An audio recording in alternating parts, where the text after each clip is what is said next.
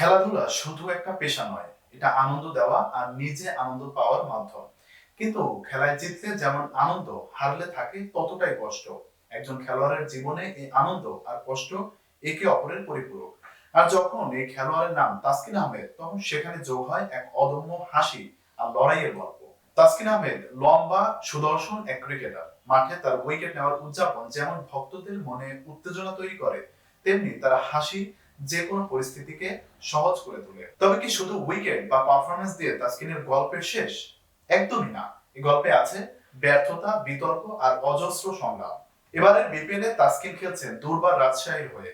দুর্বল একটি দল যাদের নিয়ে বিতর্ক পিছু ছাড়ছে না। অথচ তাসকিন বারবার নিজের সেরাটা দিয়ে যাচ্ছেন। গতকাল রাতেও হাসি মুখে মাঠ ছেড়েছেন তিনি, কারণ তার দল নাটকীয়ভাবে শক্তিশালী রংপুর রাইডার্সকে হারিয়েছে মাত্র 2 রানে। এই জয়ের সঙ্গে তিনি আরো বড় একটি অর্জন করেছেন। বিপিএল এর এক আসরে সর্বোচ্চ 24 উইকেট নেওয়ার রেকর্ড করেছেন। তবে জয়ের এই আনন্দের মাঝেও তাসকিনের জীবনে রয়েছে একাধিক দুঃখ। তার মতো একজন প্রতিভাবান খেলোয়াড় বারবার শক্তিশালী দল না পেয়ে খেলতে বাধ্য হচ্ছেন বিতর্কিত দলে। দুর্বার রাজশাহীর অবস্থা এতটাই খারাপ যে বিদেশি খেলোয়াড়রা ম্যাচের আগে মাঠে আসতে পর্যন্ত অস্বীকৃতি জানিয়েছিলেন। এ প্রসঙ্গে তাসকিন বলেন, এটা কিছুটা দুর্ভাগ্যজনক, তবে আমি নিজেকে অনুপ্রাণিত করি।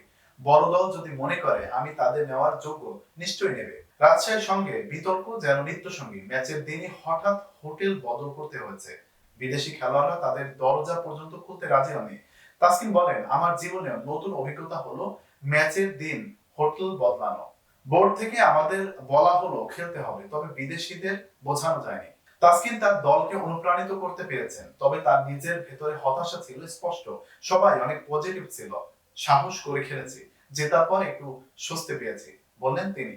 তবে ম্যাচ জিতে সংবাদ সম্মেলনে আসা অধিনায়ক তাসকিনের মুখে আনন্দের বদলে উঠে এলো রাজশাহীর বিতর্কিত কর্মকাণ্ডের কথা। হোটেল পরিবর্তন, বকেয়া পারিশ্রমিক এবং বিদেশি ক্রিকেটারদের ম্যাচ বয়কট নিয়ে তাকে কথা বলতে হলো। তাসকিনের মতে, খেলাটা আমাদের পেশা, তবে এসব নেতিবাচক ঘটনা কারোই ভালো লাগে না। বিপিএল নিয়ে সবার আশা থাকে যে শান্তিপূর্ণভাবে খেলবো, কিন্তু এমন সমস্যার মধ্যেও আমরা লড়েছি। তাসকিনের লড়াই শুধু মাঠেই নয়, মাঠের বাইরেও। তিনি নিজে গিয়েও বিদেশি খেলোয়াড়দের বোঝাতে ব্যর্থ হয়েছেন। আমি বলেছি তোমরা এসো, কিন্তু তারা বলেছে টাকা না পেলে খেলবো না। আমি আর কি বলবো, আমিও তো খেলোয়াড়।